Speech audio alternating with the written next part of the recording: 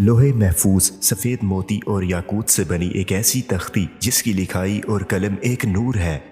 लोहे महफूज कहाँ रखी है जिसमें इस कायनात के तमाम राज लिखे हुए हैं। लोहे महफूज पर किस फरिश्ते की ड्यूटी लगाई गई है और क्या इस किताब के अंदर लिखी गई तकदीरों को बदला जा सकता है या फिर नहीं। इन सभी सवालात के जवाबात मिलेंगे आपको इस वीडियो में। लोहे महफूज एक ऐसी किताब या तख्ती है जिसमें इस कायनात की इब्तदा से लेकर इंतहा तक सभी छुपी और ज़ाहरी बातें लिखी हुई हैं।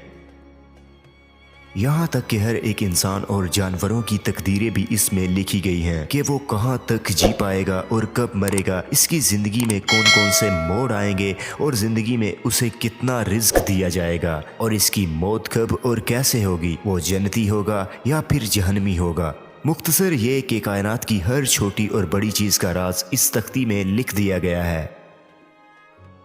मुफस्सिरीन ने लिखा है कि तमाम रसूलों पर नाजिल होने वाली आसमानी किताबें भी लोहे महफूज से ही नकल की गई हैं। इसी बिना पर कुरान मजीद में भी लोहे महफूज को उम्मुल किताब कहा गया है। दरअसल में जिस तरह अल्लाह ताला की वहदानियत पर और अल्लाह के तमाम रसूलों पर ईमान लाना ज़रूरी है, इसी तरह अल्लाह ताला के फरिश्तों पर, क़यामत के कायम होने पर, अर्शे कुर्सी पर और लोहे महफूज पर ईमान लाना लाजिम है। लोह अरबी ज़ुबान का लफ्ज़ है जिसके लफ्ज़ी मायनी तख्ती के हैं और महफूज के मानी जिसकी हिफाजत की जाए, यानी ये एक महफूज तख्ती है और शयातीन से और इनकी पहुँच से बाहर है और हर तरह की कमी पेशी से पाक है। रिवायत में आता है कि अल्लाह ताला ने ज़मीन व आसमान को तख्लीक करने से 50,000 साल पहले लोहे महफूज को तख्लीक फरमाया। अल्लाह ने जब कलम और लोहे महफूज को पैदा फरमाया तो अल्लाह ने कलम को यह हुक्म दिया कि लिख, तो कलम ने अल्लाह की बारगाह में अर्ज़ किया, या रब्बुल आलमीन मैं क्या लिखूं? तो अल्लाह रब्बुल आलमीन ने इरशाद फरमाया, इस कायनात की इब्तदा से लेकर आखिर तक तमाम तर मामलात को लिख दे। तो यूं अल्लाह के हुक्म से कलम ने लोहे महफूज में तमाम तर मामलात सब कुछ लिख दिया। लिहाजा आज तक जो कुछ इस कायनात में हुआ है और क़यामत तक जो कुछ भी होगा वो तमाम तर वाक़यात इस लोहे महफूज में तहरीर हैं।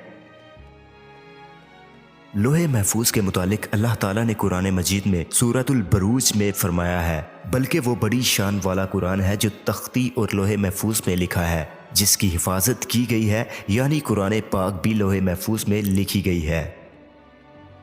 हज़रत इब्ने अब्बास बयान करते हैं कि लोहे महफूज के ऊपर बतौर टाइटल ये अल्फाज लिखे हुए हैं कि अल्लाह के अलावा कोई इबादत के लायक नहीं, इसका दीन इस्लाम है और मोहम्मद सल्लल्लाहु अलैहि वसल्लम इसके बंदे और रसूल हैं।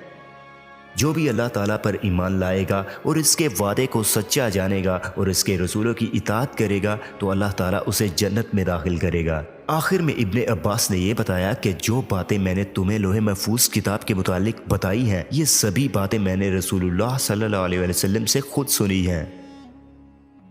लोहे महफूज कहाँ और किस जगह है, इसके मुतालिक हज़रत अनस इब्ने मालिक फरमाते हैं कि लोहे महफूज हज़रत इसराफील के सामने है। इसराफील वही फरिश्ते हैं जो क़यामत कायम होने पर सूर भोंकेंगे।